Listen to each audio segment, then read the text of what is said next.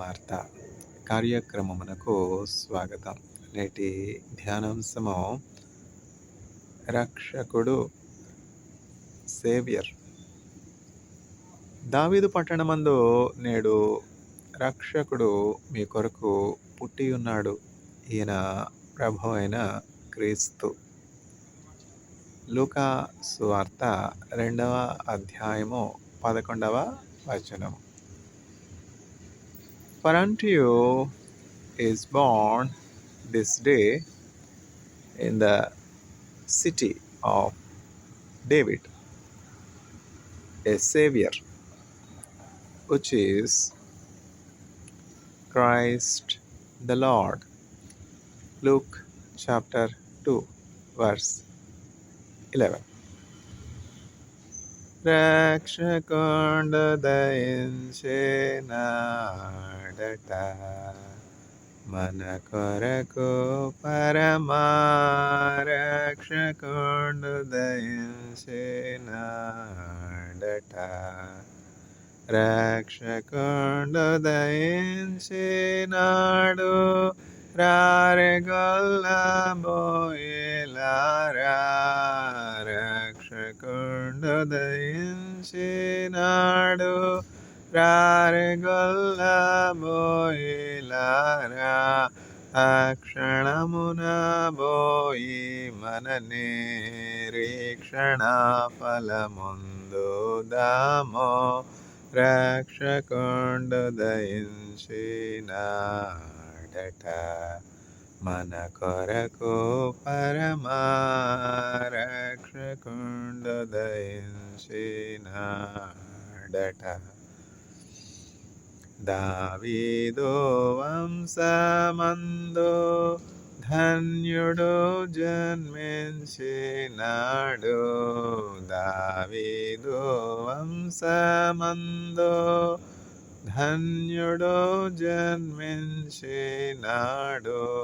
దేవుడగు యెహోవా మన దిక్కుదేరి చూచినాడు రక్షకుండు దయించినాడట మన కొరకు పరమా రక్షకుండు దయించినాడట.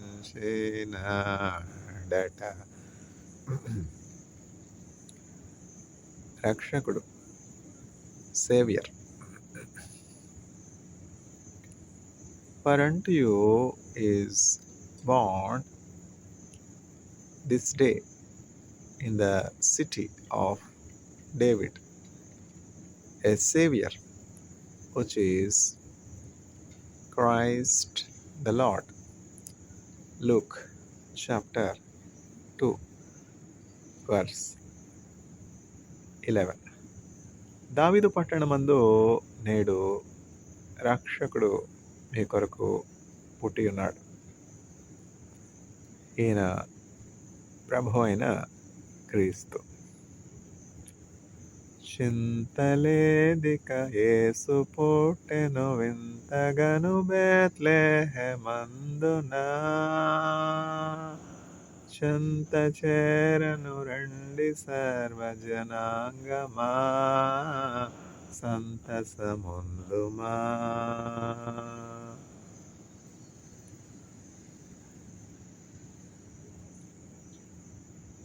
దూత తెల్పెను గొల్లలకు శుభవార్త నా దివసంబు వింతగా ఖ్యాతి మీరగవారు యేసును గాంచిరి స్తుతులు నరించిరి. చింతలేదిక యేసు పుట్టెను వింతగను బేత్లెహేమందునా చెంత చేరను రండి సర్వజనాంగమా సంతసముందుమా. కన్యగర్భమునందు పుట్టెను కరుణగల రక్షకుడు క్రీస్తుడు. ధన్యులగుటకు రండి వేగమె దీనులై సర్వమాన్యులై. చింతలేదిక యేసు పుట్టెను వింతగను బెత్లెహేమందునా. చెంత చేరను రండి సర్వజనాంగమా, సంతసముందుమా. పాపమెల్లను పరిహరింపను పరమరక్షకుడవతరించెను. దాపు చేరిన వారికిడుగడు భాగ్యమో, మోక్షరాజ్యమో. చింతలేదిక యేసు పుట్టెను వింతగను బెత్లెహేమందునా. చెంత చేరను రండి సర్వజనాంగమా, సంతసముందుమా. చుక్క కనుగొని జ్ఞానులెంతో మక్కువతో నా ప్రభుని కనుగొనా. చక్కగా బెత్లెహేము పురమున జొచ్చిరి, కానుకలిచ్చిరి. చుక్క కనుగొని జ్ఞానులెంతో మక్కువతో నా ప్రభుని కనుగొనా. చక్కగా బెత్లెహేము పురమును జొచ్చిరి, కానుకలిచ్చిరి. ఈ విశేషమైనటువంటి పాటలు ఎప్పుడు కూడా పాడం, అంటే సంవత్సరం అంతా కూడా పాడతామా? లేదు, కేవలం ఈ అడ్వెంట్ అంటే క్రిస్మస్ టైంలో, క్రిస్మస్ సీజన్లో పాడతాం అన్నమాట. ఈ క్రిస్మస్ సీజన్లో యేసుక్రీస్తు ప్రభు యొక్క జననాన్ని జ్ఞాపకం చేసుకుంటూ, ఆ సంతోష సమయాన్ని జ్ఞాపకం చేసుకుంటూ ఈ క్రిస్మస్ పాటలు పాడతాం. ఇది ఆంధ్ర రాష్ట్రంలో, అంటే ఇప్పుడు అంటే ఆంధ్ర తెలంగాణ వేరైపోయాయి, అప్పుడైతే ఆంధ్ర తెలంగాణ కలిసి ఉండేవి కదా. అన్ని చర్చెస్లోనూ ఈ పాటలు పాడనటువంటి చర్చ్ ఒక్కడు కూడా ఉండదు. ఇంకేమున్నాయి క్రిస్మస్ పాటలు? అందాల తార హృదించెనాకయంబర వీధిలో, అవతారమూర్తి యేసయ్య కీర్తి అవని చాటుచున్. ఆనంద సాంద్రము పొంగినాలు అమర కాంతిలో, ఆది దేవుని చూడ ఆశింప మనసు పయనమైతిని. విశ్వాసయాత్ర దూరమెంతైన విందుగా తోచెనో, వింతైన శాంతి వర్షించెనాలు విజయ పథమున. విశ్వాల నేలేడి దేవకుమారుని వీక్షించు దీక్షతో, విరజిమ్మె బలము ప్రవహించే ప్రేమ విశ్రాంతి నొసగుచున్. అందాల తార హృదించెనాకయంబర వీధిలో, అవతారమూర్తి యేసయ్య కీర్తి అవని చాటుచున్. యెరూషలేము రాజనగరిలో యేసును వెదకుచు, ఎరిగిన దారి తొలగిన వేళ ఎదలు కృంగితే. యేసయ్య తార ఎప్పటి వోలే ద్రాయ త్రోవలో, ఎంతో ఎబ్బరపడుచు విస్మయముందుచు ఎగితి స్వామి కడకు. అందాల తార హృదించెనాకయంబర వీధిలో, అవతారమూర్తి యేసయ్య కీర్తి అవని చాటుచున్. ప్రభు జన్మస్థలము పాకయే గాని పరలోక సౌధమే, బాలుని చూడ జీవితమంత పావనమాయెను. ప్రభుపాద పూజ దివెన కాగా ప్రసరించే పుణ్యమో, బ్రతుకే మందిరమాయే అర్పణలే సిరులాయే ఫలించే ప్రార్థన. అందాల తార హృదించెనాకయంబర వీధిలో, అవతారమూర్తి యేసయ్య కీర్తి అవని చాటుచున్. ఎంత చక్కని పాటలు! ఒక్కొక్క సమయానికి ఒక్కొక్క సందర్భానికి తగినటువంటి చక్కని కీర్తనలు విశ్వాసులు రాశారు. వారి యొక్క తలాంతును ఉపయోగించి చక్కగా లిరిక్స్, సాహిత్యాన్ని అందించారు. ఆ సాహిత్యానికి సంగీతం తోడే అదొక చక్కని కీర్తనగా మారింది. అంతే కదా! క్రిస్మస్ టైంలో క్రిస్మస్ పాటలు పాడతారు. పునరుద్ధాన టైంలో పునరుద్ధానంను గూర్చినటువంటి కీర్తనలు పాడతారు. లెంట్ టైంలో అంటే గుడ్ ఫ్రైడే సందర్భంలో గుడ్ ఫ్రైడేకి సంబంధించినటువంటి కీర్తనలు పాడతారు. క్రిస్మస్ టైంలో గుడ్ ఫ్రైడే పాటలు పాడితే ఎట్లా ఉంటుంది చెప్పండి? సమయోచితమైనటువంటి జ్ఞానము మనం కలిగి ఉండాలని దేవుని ఉద్దేశమైంది. క్రిస్మస్ టైంలో క్రిస్మస్ని గురించినటువంటి పాటలు, క్రిస్మస్ క్యారల్స్, క్రిస్మస్ సంబంధించినటువంటి గిఫ్ట్స్ ఇచ్చుట, ఇవన్నీ కూడా ఉంటాయన్నమాట.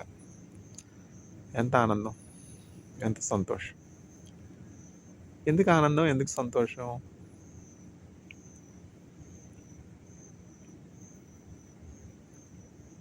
ఇదిగో సర్వలోకమునకు కలుగబోవు మహా సంతోషకరమైనటువంటి సువర్తమానమును నేను మీకు తెలియజేయుచున్నాను. ఎవరు చెప్తా ఉన్నారు? మనుషులు మాట్లాడేవి. దేవుని దూత ప్రత్యక్షమై ఈ వర్తమానం చెప్తా ఉంటే ఎంత ఆశ్చర్యం. ఇప్పుడు టీవీలో న్యూస్ వస్తూ ఉంటేనే ఆ రోజుల్లో ఆశ్చర్యం. ఇప్పుడు 3 సంవత్సరాలు 30 సంవత్సరాల క్రితం సంగతి చెప్తా ఉన్నా. టీవీలో ఒక మనిషి మాట్లాడుతుంటే ఎట్లా టీవీలో ఈ మనిషి దూరి మాట్లాడుతూ ఉన్నాడు, అంతే కదా. 30 సంవత్సరాల క్రితం వెళ్ళండి, వెనక్కి ఫాస్ట్ బ్యాక్వర్డ్ వెళ్ళారు. వెళ్ళిన తర్వాత పిల్లలు అడుగుతారు, అమ్మా టీవీలోకి న్యూస్ రీడర్ ఎట్లా వెళ్ళారు నాన్న, టీవీ లోపలికి ఆమె ఎట్లా వెళ్ళిపోయింది, ఆ టీవీలోంచి ఎట్లా మాట్లాడుతుంది? పిల్లలకి ఆశ్చర్యం. న్యూస్ రీడరు న్యూస్ చదువుతుంటే అనేకమైనటువంటి ప్రశ్నలు. ఎవరు? పిల్లలు. పెద్దవాళ్ళకే సరిగ్గా తెలియదు. అట్లా ఎట్లా డిస్ప్లే అవుతుంది? ఎక్కడో ఢిల్లీలో ఉన్నటువంటి న్యూస్ రీడర్ చదువుతూ ఉంటే న్యూఢిల్లీ నుంచి ఎక్కడో మారుమూల గ్రామాల్లో ఉన్నటువంటి వారికి కూడా ఈ న్యూస్ రిలే అయిపోతా ఉన్నది. మనుషులకే ఇంత జ్ఞానం ఉంటే మనుషుల్ని సృజించినటువంటి దేవునికి, మనుషుల్లోని సర్వ అవయవాలను సృజించినటువంటి దేవునికి ఎంత జ్ఞానం ఉంటుందో చెప్పండి. మనకి సెటిలైట్ కావాలి, దేవునికి సెటిలైట్ లేదా? Moon is the natural satellite of earth అంటారు. అంటే ఇప్పుడు గాస్పెల్స్ ఉన్నాయి. గాస్పెల్స్ అంటే సువార్త. ఎన్ని సువార్తలు ఉన్నాయి? 4 సువార్త పుస్తకాలు ఉన్నాయి. మత్తయి, మార్కు, లూకా, యోహాను. అంటే వీటిని రచించినటువంటి ఆ రచయితల పేరు మీద మత్తయి రాసినటువంటి సువార్త, మార్కు రాసినటువంటి సువార్త, లూకా రాసినటువంటి సువార్త, యోహాను రాసినటువంటి సువార్త అని చెప్పి 4 సువార్తలు ఉన్నాయి. ఇప్పుడు 4 సువార్తలు మనం చూసినట్లయితే చూడండి, ఒక్కొక్క రచయిత ఒక్కొక్క భిన్నమైనటువంటి రీతిలో చక్కగా రచించాడు. అందరూ యేసుని గురించే రాశారు. అందరూ రాసింది నా గురించి రాశారా? లేకపోతే ఇంకెవరి గురించి అయినా రాశారా? ఈ నలుగురు రచయితలు కూడా యేసుక్రీస్తు ప్రభుతో వారికి ఉన్నటువంటి ఆ సంబంధాన్ని గురించి, యేసుక్రీస్తు ప్రభు ఆయన శరీరధారిగా అంటే రక్తమాంసంలో పాల్పడే 3.5 సంవత్సరాలు చేసినటువంటి ఆ పరిచర్యను గురించినటువంటి విషయాలే రాశారు. ముఖ్యంగా యేసుక్రీస్తు ప్రభు 30 సంవత్సరాలు నిండిన తర్వాత, అంటే జూయిష్ కల్చర్లో ఏమిటంటే 30 సంవత్సరాలు నిండాలి. 30 సంవత్సరాలు వస్తేనే కానీ ఒక వ్యక్తి, ఒక పురుషుడు దేవుని ఆలయంలో దేవునికి యాజకత్వం చేయడానికి అర్హుడు కాడు. ఇప్పుడు మనం పౌరోహిత్యం చూసుకుందాం. ఇప్పుడు తిరుమల దేవస్థానంలో పౌరోహిత్యం చేయాలి. నేను వెళ్ళి చేయగలనా? నా వంశం ఏంటి, నా కులం ఏంటి, నా గోత్రం ఏమిటి, నా వయసు ఎంత, నా వేద విద్యలో నా ఏమిటది నాలెడ్జ్, ఆ వేదాలలో నాకు ఉన్నటువంటి నాలెడ్జ్ ఏంటి, ఆ మంత్రాలు అవన్నీ కూడా ఎంత స్పష్టంగా ఉచ్చరిస్తున్నానో జ్ఞానం ఉన్నదా, వేద జ్ఞానం ఉన్నదా, ఇవన్నీ కూడా చూస్తేనే కానీ పౌరోహిత్యం ఇస్తారా? నాకు ఇస్తారా చెప్పండి? ఇవ్వరు కదా.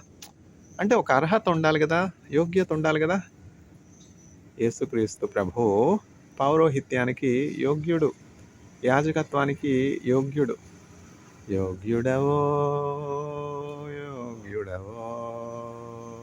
యేసు ప్రభో నీవే యోగ్యుడవో, సృష్టికర్తవో నిర్మాణకుడవో, జీవనదాత జీవించువాడవో, సృష్టికర్తవో నిర్మాణకుడవో, జీవనదాత జీవించువాడవో, శిరమును వంచి కరములు జోడించి సేవించదనినో యేసు ప్రభో, శిరమును వంచి కరములు జోడించి సేవించదనినో యేసు ప్రభో.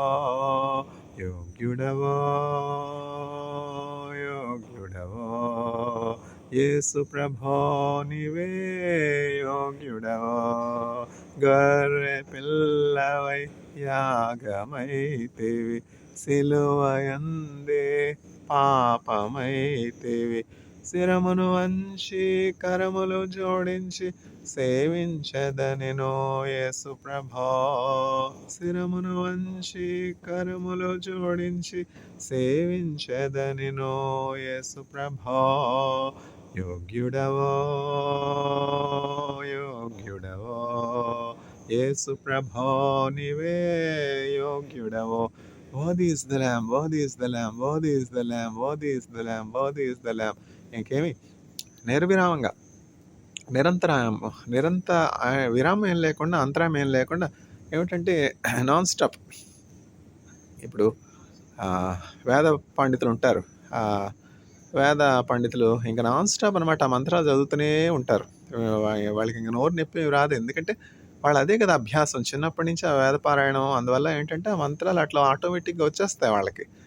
అట్లా ఇక్కడ పరలోకంలో మనం చూసినట్లయితే దేవుని పరిశుద్ధ సన్నిధిలో, దేవుని సర్వోన్నతుడైనటువంటి సర్వసృష్టికర్త అయినటువంటి దేవుని సన్నిధిలో అసంఖ్యాకమైనటువంటి దూతలు, పరిశుద్ధ దూత గణాలన్నీ కూడా ఎవరిని స్తుతిస్తూ ఉన్నారు, ఎవరిని మహింపరుస్తూ ఉన్నారంటే దేవుని ఏకకుమారుడైనటువంటి యేసుక్రీస్తు ప్రభుని ఇట్లా స్తుతిస్తూ ఉన్నారు. నీవే యోగ్యుడు, holy holy holy, worthy is the lamb, worthy is the lamb, worthy is the lamb, slaughtered, slain for the sins of mankind, who reconciled whole humanity to God and redeemed mankind by taking the sins of humanity. That is the purpose of Christmas. ఆయన లోకానికి ఎందుకు వచ్చింది? లోకానికి వచ్చింది ఏంటంటే ఆయన తన ప్రజలను వారి పాపముల నుండి రక్షించును. యేసుక్రీస్తు ప్రభు పాపలను శిక్షించడానికి రాలేదు, చూసారా? అందువల్ల పాపములో ఉన్నటువంటి వారు, తర్వాత బలహీనతల్లో ఉన్నటువంటి వారు, దేవునికి అవిధేయమైనటువంటి కార్యాలు చేస్తున్నటువంటి వారు దేవునికి దూరంగా వెళ్ళిపోని అవసరం లేదు, భయపడిన అవసరం లేదు. క్రిస్మస్ సువిశేషం, సుసమాచారం ఏంటంటే భయపడకము, ఫియర్ నాట్. దేవుని దూత ప్రత్యక్షమై అందరినీ భయపెట్టేసేయలేదు ఒక్కసారిగా. అక్కడ ఉన్నటువంటి ఆ గొర్రెల కాపరులను భయపడకుడి. సడన్గా ఆ న్యూస్ ఛానల్లో, టీవీలో ఆ మనిషి న్యూస్ చదువుతూ ఉంటేనే పిల్లలకి ఏమిటి టీవీలోనికి ఎట్లా వెళ్ళిపోయారు, ఆ టీవీలో ఉన్నటువంటి వ్యక్తిని ముట్టుకోవచ్చా, ఆ టీవీలో ఉన్నటువంటి వ్యక్తితో మాట్లాడచ్చా అనేక ప్రశ్నలు. అట్లాంటి సెటిలైట్ మాధ్యమం లేకుండా దేవుడు ఆయన దూతల్ని పంపించేశాడు, చూసారా? ఇప్పుడు ఆయన దూతల్ని దేవుడు పంపించగలడు. ఆయనకు అసాధ్యం ఏముంది అంటే మెసేజెస్ పంపించడం కోసం, అంటే న్యూస్ డెలివరీ కోసం ఆయనకు ఒక ప్రత్యేకమైన దూత ఉంది. ఆ దూత పేరు గ్యాబ్రియల్. యుద్ధాలు చేయడం కోసం ఒక ప్రత్యేకమైన దూత ఉంది, ఆ దూత పేరు మిఖాయల్. అట్లా ఒక్కొక్క పని కొరకు ఒక్కొక్క దూత. ఇవన్నీ నాకేం తెలుసు, బైబిల్ చదివితేనే కదా. ఇవన్నీ కూడా బైబిల్ గ్రంథాల్లో ఉన్నాయన్నమాట. బైబిల్ మన మతం కాదు కదా, మన కులం కాదు కదా, మన గోత్రం కాదు కదా.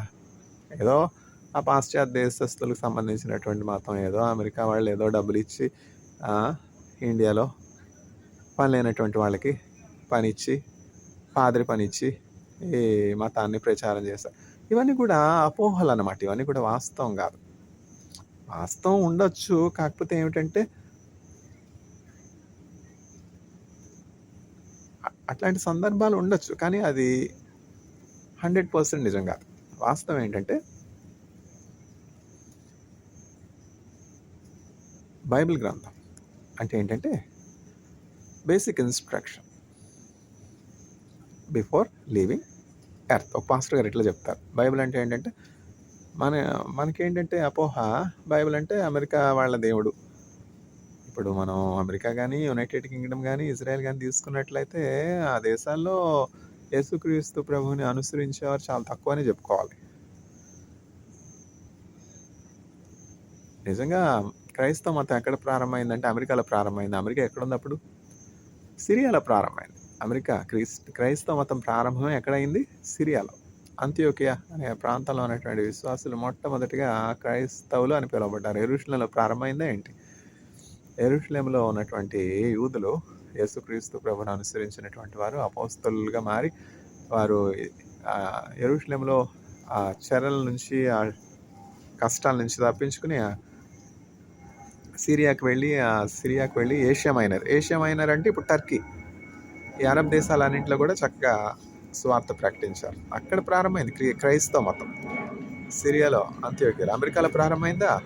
కాబట్టి అమెరికా వాళ్ళ దేవుడు, అమెరికా వాళ్ళు డబ్బులు ఇస్తే ఇక్కడ పాద్రీలు ప్రసంగం చేస్తారు. ఇవన్నీ కూడా వాస్తవం. నాకెవరు డబ్బులు ఇచ్చారు?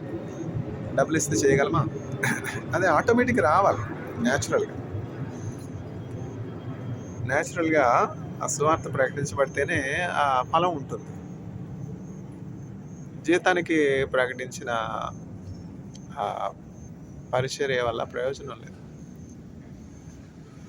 జీతగాడే కాబట్టి ఆ కాపర్లను, ఆ గొర్రెలను, తోడేళ్ళు పట్టుకోవడానికి వచ్చినప్పుడు ఆ గొర్రెలను విడిచిపెట్టి, మందని విడిచిపెట్టి పారిపోతాడు. అయితే నేను గొర్రెలకు మంచి కాపరిని, నేను జీతానికి పనిచేసే కాపరిని కాదు అని యేసుక్రీస్తు ప్రభు చెప్తున్నారు. యేసుక్రీస్తు ప్రభు ఏం చెప్తున్నారంటే, గొర్రెలకు కొరకు నేను ప్రాణం పెట్టడానికి వచ్చాను. యేసుక్రీస్తు ప్రభు వచ్చిందే మానవులందరి కొరకు తన ప్రాణాన్ని అర్పించడానికి. చూసారా, ఆయన పొందినటువంటి గాయములను బట్టి మానవులందరికీ కూడా స్వస్థత ఉంది. ఎన్ని రకాలైనటువంటి వ్యాధులు చెప్పండి. ప్రతివాడు తన పొరుగువాని కొంప ముంచడానికి ప్రయత్నం చేస్తున్నాడు. పక్కన ఉన్నవాడు చక్కగా ఉంటే, ఆ పక్కన వాళ్ళ పిల్లాడు చక్కగా ఐఐటీలో చదువుకుంటున్నాడు, ఇంజనీరింగ్, వాళ్ళ అమ్మాయి ఎంబీబీఎస్ చేస్తుంది సవితా కాలేజీలో, అని సంతోషపడేది లేదు. అసూయ. వాళ్ళ పిల్లలు చక్కగా ఎంబీబీఎస్ ఒకళ్ళు, ఐఐటీలో ఇంజనీరింగ్ ఒకళ్ళు ఎంతో అభివృద్ధి చెందుతున్నారు. ఈ కుటుంబాన్ని ఎట్లా విచ్ఛిన్నం చేద్దాం, ఈ కుటుంబాన్ని ఎట్లా పట్టాపంచలు చేద్దాం, భార్యాభర్తల మధ్య ఎట్లా విస్ఫోటన కలుగజేద్దాం, భార్యాభర్తల మధ్య ఎట్లా విభేదాలు కలుగజేద్దాం, ఈ కుటుంబాన్ని ఎట్లా కూల్చేద్దాం. ప్రతివాడు తన పొరుగువాని కొంప ముంచువాడై ఉన్నాడు. అందుకనే కదా ఇన్ని సమస్యలు. అందుకనే కదా సేవియర్ రావాల్సి వచ్చింది. ఎందుకు రావాల్సి వచ్చింది? యేసుక్రీస్తు ప్రభు కొంపలు కూల్చే వాళ్ళని దిద్దడానికి, బాగు చేయడానికి. పక్కన వాళ్ళు బాగుంటే చూసి సంతోషించేది లేదు. వాళ్ళ అబ్బాయి ఇంజనీరింగ్, ఐఐటీలో చేస్తూ ఉన్నాడు కదా, వాళ్ళ అమ్మాయి ఎంబీబీఎస్ చేస్తూ ఉంది కదా సవితాలో, ఈ కుటుంబం విచ్ఛిన్నం అయిపోతే బాగుంటుంది, ఈ కుటుంబం వీళ్ళు అభివృద్ధి చెందకుండా ఉంటే బాగుంటుంది. ఇట్లాంటి చెడ్డ మనుషులు ఉన్నారు. లేరని చెప్పగలమని చెప్పండి. కయ్యూను ఎంత అసూయ! కయ్యూను వంశస్థులు లేరా? కయ్యూనుకు సంబంధించినటువంటి గుణగణాలు ఉన్నటువంటి వారు లేరా? తమ పొరుగువారు పచ్చగా ఉంటే చూసి ఓర్వలేరు. నా కలికి ₹1,00,000 జీతం వస్తుంది, నాకు వచ్చి 50,000 జీతం వస్తుంది. ఎందుకు రావాలి అతనికి ₹1,00,000? వాడికి ఎట్లా కాలు విరగొడదామా, చేయి విరగొడదామా? ఇట్లాంటి నీచులు లేరా? దానియేలు సింహభూమిలో ఎందుకు వేయబడ్డాడు చెప్పండి? ఆ కలీగ్స్ తనతో, దానియేలుతో పనిచేసే వాళ్ళే అసూయ చేత ఒక చెడ్డ శాసనం పుట్టించి, రాజుకు తప్ప మరి ఎవరికైనా విజ్ఞాపన చేసేవారు సింహాల బొమ్మలో పడేసేయాలి. తెలుసు దానియేలు నిర్విరామంగా, నిరంతరము, క్రమంగా, కన్సిస్టెంట్గా యేసుక్రీస్తు ప్రభువుకి ప్రార్థన చేసేవాడై ఉన్నాడు, ప్రార్థనాపరుడై ఉన్నాడు, భక్తిపరుడై ఉన్నాడు, క్రమశిక్షణ కలిగినటువంటి వానిగా ఉన్నాడు, దైవభక్తి కలిగినటువంటి వానిగా ఉన్నాడు. ఈ దానియేలులో ఏ తప్పు, ఏ లోపం మనం పట్టుకోలేం. కేవలం అతని యొక్క విశ్వాస జీవితంలోనే మనం ఎట్లా అయినా సరే ఆటంకపరిచి, ఏ ఒక్కరు కూడా రాజుకు తప్ప మరి ఏ దేవునికి కూడా ప్రార్థనా విజ్ఞాపనలు, యాచనలు చేయకూడదు, విజ్ఞప్తి చేయకూడదు అని ఒక శాసనాన్ని పుట్టిద్దాం. చెడ్డ కలీగ్స్, అతనితో ఉన్నటువంటి మినిస్టర్స్ ఒక చెడ్డ శాసనము చేసి, రాజు యొక్క ముద్ర వేసి ఒక శాసనంగా మార్చారు. పార్లమెంట్లో బిల్స్ అట్లానే ఉన్నాయి కదా. ప్రైమ్ మినిస్టర్ గారు ఏమి ప్రమేయం ఉంటుంది చెప్పండి? క్యాబినెట్ మినిస్టర్స్దే కదా. ఎక్కడ డబ్బు ఉంటే అక్కడ బలం ఉంటుంది. అట్లా ప్రైమ్ మినిస్టర్ గారి వాయిస్ ఏముంది చెప్పండి? క్యాబినెట్ మినిస్టర్స్, మెజారిటీ మినిస్టర్స్ ఏం చెప్తే అదే కదా ప్రైమ్ మినిస్టర్ గారు. అట్లనే అప్పుడు కూడా మినిస్టర్స్, మెజారిటీ వాళ్ళందరూ వచ్చి, ఇలా మీరు చేయాలి రాజుగారు, ఈ దేశంలో ఉన్నటువంటి వారందరూ కూడా మిమ్మల్నే పూజించాలి, మిమ్మల్నే సేవించాలి, మిమ్మల్నే ఘనపరచాలి, మీరు తప్ప వేరొక దేవుడు ఉండకూడదు మా దేశంలో అంటే ఏముంది? అవునవును, నా అంతటి గొప్పవారు ఎవరున్నారు? నేనే కదా రాజుని, నేనే కదా వీళ్ళని రక్షిస్తూ ఉన్నాను, నేనే కదా వీళ్ళకి ఆహారం పెడతా ఉన్నాను, నేనే కదా వీళ్ళకి పోషిస్తూ ఉన్నాను. నన్ను తప్ప ఇంకెవరిని పూజిస్తారు, ఇంకెవరిని ఆరాధిస్తారు? నేనే దేవుణ్ణి అని చెప్పి దేవుని స్థానంలో తను పెట్టుకున్నాడు. ఎవరు?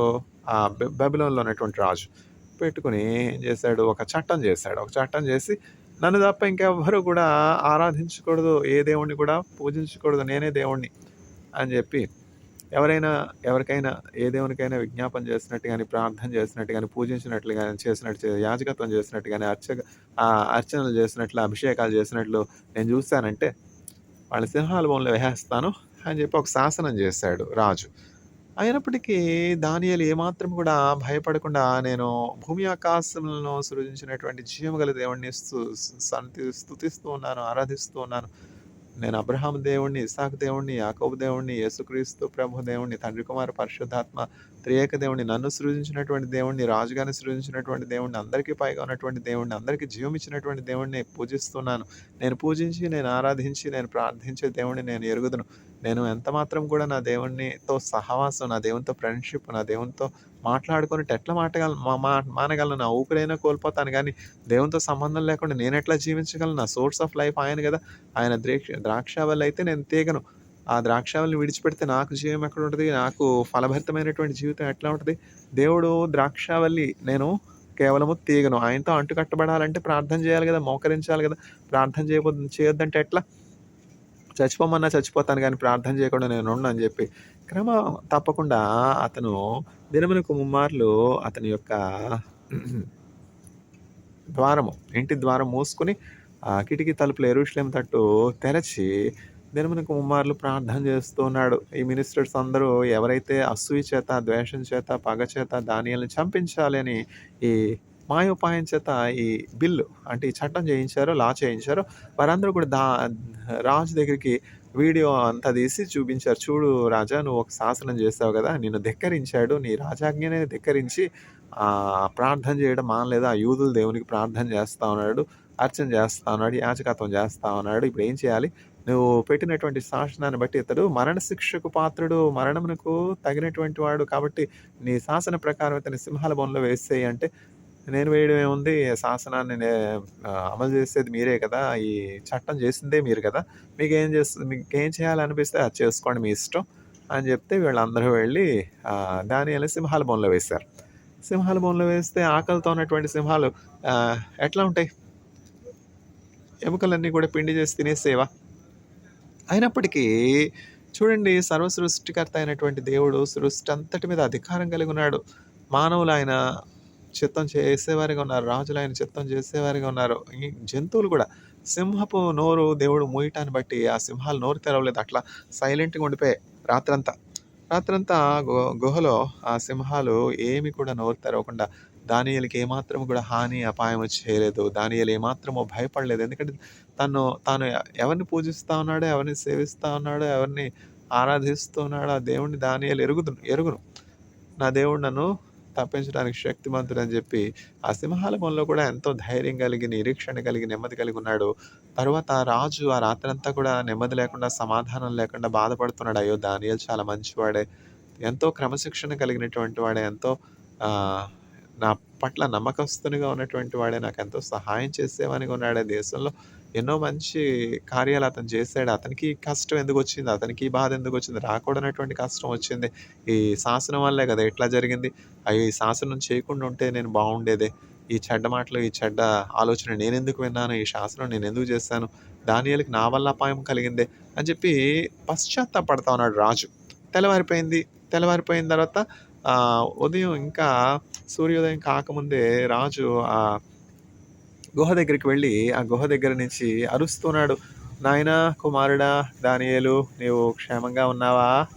ఎంత నిరీక్షణ చూడండి. అంటే ఏంటంటే దానియేలు దేవుడు సజీవుడు. దానియేలు దేవుడు దానియేలును అతడు పూజిస్తున్నటువంటి యథార్థ హృదయంతో సేవిస్తున్నటువంటి దేవుడు దానియేలును కాపాడగలడు, సింహాల నోట్లో నుంచి అతన్ని తప్పించగలడు అన్నటువంటి విశ్వాసం రాజుకుండుటని బట్టి ఈ దానియేలు నిర్దోషి అని ఆ కాన్సైన్స్ అంటే మనస్సాక్షి చెప్తూ ఉంది. అప్పుడు రాజు దానియేలు దగ్గరికి, సింహాల బోన్ దగ్గరికి వెళ్ళి, నాయనా దానియేలు క్షేమంగా ఉన్నావా అని అడిగితే, అవును మహారాజా, నేను మీ పట్ల ఏమీ అవిధేయత చేయలేదు కదా, నేను మీ పట్ల ఏమీ ద్రోహం చేయలేదు కదా, మీరు నన్ను నమ్ముతూ ఉన్నారు కదా, నేను మీకేమీ కీడు తలపెట్టలేదు కదా అంటే, నమ్ముతున్నాను నాయన, నీ దేవుడు సజీవుడు, నీ దేవుడు తప్ప, ఇజ్రాయేల్ పరిశుద్ధ దేవుడు తప్ప, భూమిని ఆకాశాన్ని సృజించిన, నీవు సేవించే, నీవు ఆరాధించే, నీవు పూజించే దేవుడు తప్ప మరి ఏ దేవుడు కూడా తను పూజించేవారిని ఇట్లా సింహాల బోన్లో కాపాడలేడు. నీ దేవుడే సజీవుడు అని చెప్పి ఇజ్రాయేల్ పరిశుద్ధ దేవుడు అంటే యేసుక్రీస్తు ప్రభుని ఘనపరిచి దానియేలును వెంటనే సింహాల బోన్లో నుంచి బయటికి తీసుకొచ్చి, ఈ చెడ్డ శాసనం దానియేలుకు వ్యతిరేకంగా ఎవరైతే చేశారో, ఆ చెడు తలంపు, కుయుక్తి కలిగినటువంటి ఆ మంత్రులందరినీ కూడా ఆ సింహాల గుహలో వేసేసినప్పుడు, ఆ సింహాలు నోరు తెరిచి మింగివేశాయి. ఆ సింహాలు చంపివేసే వారిని. చూసారా? ఎవరు తవ్వుకున్న గుంటలో వాళ్ళు పడతారు.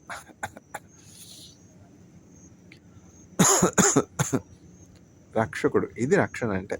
కాబట్టి యేసుక్రీస్తు ప్రభువు మనల్ని ప్రతి అపాయం నుంచి కూడా తప్పిస్తాడు. సింహాలు గాదు, పులులు గాదు, పులుల వంటి మనుష్యులు కాదు, చెడ్డ మనుష్యులు గాదు, మనకి హాని చేయాలనుకున్నటువంటి మనుష్యుల నుంచి ఎన్నెన్ని bacterias, chemical weapons, biochemical weapons, nuclear weapons, పొరుగు వాళ్ళు బావుంటే చూసి ఓర్చుకునేది లేదు. ఎంత యుక్రెయిన్ మీద రష్యా యుద్ధం ఏంటి? గాజాలో ఆ బాధ ఏంటి? ఎంత ప్రజలు కష్టంలో ఉన్నారు. చలికి వణుకుతూ ఉన్నారు. నివాసాలు లేకుండా ఉన్నారు. తమ ప్రియులను కోల్పోయినారు. నిర్దోష రక్తం చిందించబడుతున్నది. ఇవన్నీ దేవునికి ఇష్టమైన కార్యాలా? దేవునికి ఇష్టమైనవి కావు. అయితే ఎంతమందైతే యేసుక్రీస్తు ప్రభు నామంలో మొరపెడుతుంటారో వాళ్ళందరినీ కూడా దేవుడు రక్షించేవానిగా ఉన్నాడు. ఆపత్కాలమందు నువ్వు నాకు మొరపెట్టుము, నేను నిన్ను రక్షించెదను. నీవు నన్ను ఘనపరచెదవు. దేవుడుంటే ఈ కష్టాలు ఎందుకు రావాలి? యుద్ధాలు ఎందుకు రావాలి? సాతానుడున్నాడుగా. సాతానుడున్నాడుగా. మొదటి నుంచి వాడు పాపము చేయవాడు. వాడు మొదటి నుంచి క్రమంగా దేవుని మాట ప్రకారం జీవించినటువంటి వాడు కాడు. మానవులకి, దేవునికి విరోధి సాతానుడు. సాతానుడు ఎవరంటే పడిపోయినటువంటి దూత. వాడికి మరణం లేదు. వాడు అట్లా దేవుడు సృజించాడు వాళ్ళని. అవి ఏంటంటే నిరంతరం జీవించే విధంగా దేవుడు ఆ దూతల్ని సృజించాడు. ఈ పడిపోయినటువంటి దూతకి మరణం లేదుగా. అట్లా. అయితే ఒకానొక కాలంలో ఈ సాతానుడు పాశముల చేత బంధించబడి నరకంలోనికి, పాతాళంలోనికి త్రోసివేయబడతాడు. ఆ నరకం అనున్నది సాతానుడి కొరకు నియమించబడింది. కొంతకాలం వాడికి ఇట్లా మనుషుల్ని మోసగించడానికి అధికారం ఇవ్వబడింది. కాబట్టి ఈ శోధన సమయంలో మనుషులు జాగ్రత్తగా ఉండాలి. రక్షకుని కలిగి ఉండాలి. అప్పుడు మనల్ని ప్రతి సాతాను శోధన నుంచి దేవుడు తప్పించువానిగా ఉంటాడు. ప్రొఫెసర్ సిఎస్ లూయిస్ గారు ఒక మంచి పుస్తకం రాశారు, స్క్రూటేప్ లెటర్స్ అని. తర్వాత Satan his personality, power and overthrow అని ఒక మంచి పుస్తకం రాశారు. ఇవన్నీ చదవాలి. సాతానుడు ఎట్లా మానవుల్ని పాడు చేస్తాడు, హాని చేస్తాడు. వాడి నుంచి తప్పించుకోవడానికి యేసుక్రీస్తు ప్రభువు రక్షకుడు మనకెందుకు కావాలి? ఇవన్నీ కూడా చదవాలి ఎక్కువ. ఈ క్రిస్మస్ శుభములు వినువారి అందరికీ కూడా తోడై ఉండును గాక. ఆమేన్.